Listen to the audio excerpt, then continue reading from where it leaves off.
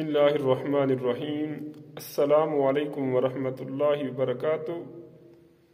برادران اسلام، الکرم آفیشل کے plate form پر ایک اور نئی ویڈیو میں آپ کا خیر مقدم ہے۔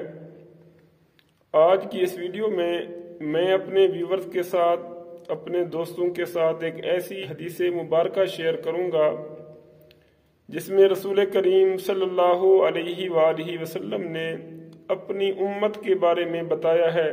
حضرت سیدنا کعب بن عیاض رضی اللہ تعالی عنہ روایت کرتے ہیں کہ رسول اللہ صلی اللہ علیہ وآلہ وسلم نے فرمایا کہ ہر امت کے لیے کوئی نہ کوئی فتنہ ہوتا ہے اور میری امت کا فتنہ مال ہے، یعنی میری امت مال کے فتنے میں مبتلا ہوگی۔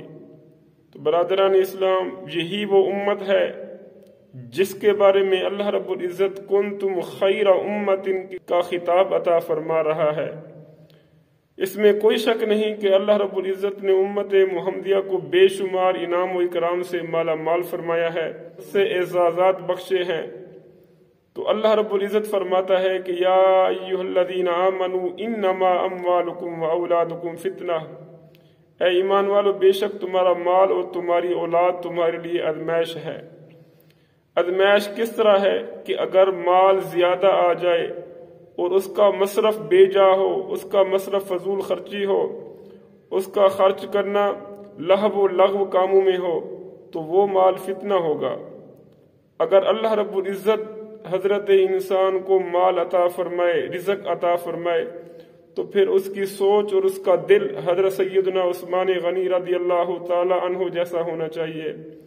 اور اگر اللہ رب العزت کسی کو اولاد کی نعمت سے مالا مال فرمائے تو اس صاحب اولاد کا دل اور اس کی سوچ حضرت سیدنا امام علی مقام علیہ السلام جیسی ہونی چاہیے۔